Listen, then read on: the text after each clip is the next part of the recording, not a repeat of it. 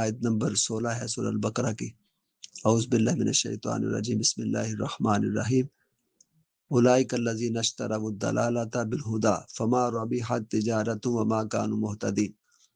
اولئک، یہ وہ لوگ ہیں، پیچھے منافقوں کی بات ہو رہی ہے، الذین، وہ لوگ جو اشتروا، جنہوں نے خریدی، الضلالہ، گمراہی، بالہدی، ہدایت کے بدلے، تو فما ربحت، فاپس ما نہیں، ربحت نفع دیا، تجارتهم، ان کی تجارت نے، وما کانوا مہتدین، وہ اور ما نہیں، کانوا، وہ تھے،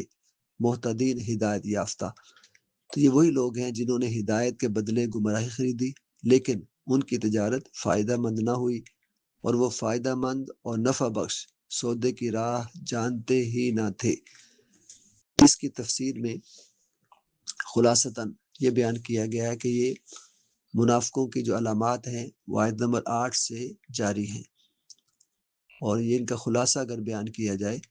تو تفسیر منہاج القرآن میں سورہ البقرہ کے حوالے سے یہ بیان کیا گیا ہے کہ دعوی ایمان صرف زبانی حد تک کرنا اور باطن کا اس کی تصدیق سے خالی ہونا، یہ منافق کی علامت ہے، اور پھر محض توحید و آخرت پر ایمان کو کافی سمجھنا اور رسالت محمدی صلی اللہ علیہ وسلم پر ایمان اس قدر ضروری نہ سمجھنا، یہ منافق کی علامت ہے، اور پھر یہ سمجھنا کہ اللہ تعالیٰ اور اس کے رسول صلی اللہ علیہ وسلم ہماری حالت نفاق سے بے خبر ہیں، اور یہ سمجھنا کہ ہم اپنی مکاریوں، ہیلہ سازیوں، چالاکیوں سے دوسروں کو فریب دینے میں کامیاب ہو رہے ہیں۔ اسی طرح یہ سمجھنا کہ قلب و باطن ہمارا وہ بیمار ہو رہا ہے، اور جھوٹ بولنا، اسی طرح نام نہاد اصلاح کے پردے میں فساد انگیزی کرنا، اور پھر دوسروں کو بے وقوف اور صرف خود کو اہل عقل اور دانش سمجھنا، پھر امت مسلمہ کی اکثریت کو گمراہ تصور کرنا، پھر اجماع امت یا سواد اعظم کی پرواہ نہ کرنا، پھر کردار کا جو دوغلا پن ہے اور ظاہر و باطن کا تضاد ہے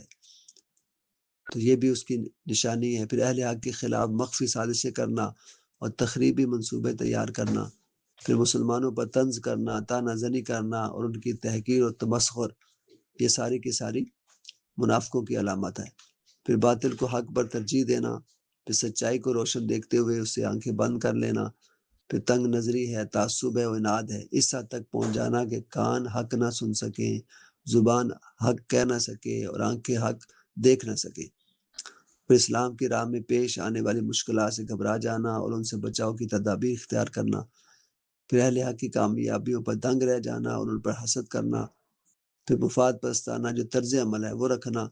یعنی مفادات کے حصول کے لیے اہل حق کا ساتھ دینا اور خطرات اور مصائب میں قربانی سے گریز کرتے ہوئے ان سے علیحدہ ہو جانا، پھر حق کے معاملے میں نیم دلی کا مظاہرہ کرنا، تذبذب کی کیفیت میں مبتلا رہنا۔ تو یہ وہ ساری علامات ہیں جو منافقت کی ہیں۔ اسی لیے یہاں پر اس جگہ پر جو خرید و فروخت ہے تو اس کا حقیقی معنی مراد نہیں ہے، بلکہ مراد یہ ہے کہ انہوں نے ہدایت کے مقابلے میں گمراہی کو اختیار کر لیا، چونکہ ان کے سامنے قرآن کریم بھی تھا اور رسول اللہ صلی اللہ علیہ وسلم کی پیش کردہ ہدایت بھی تھی، اور اس کے مقابلے میں یہودیت کے جو عارضی منافع بھی تھے،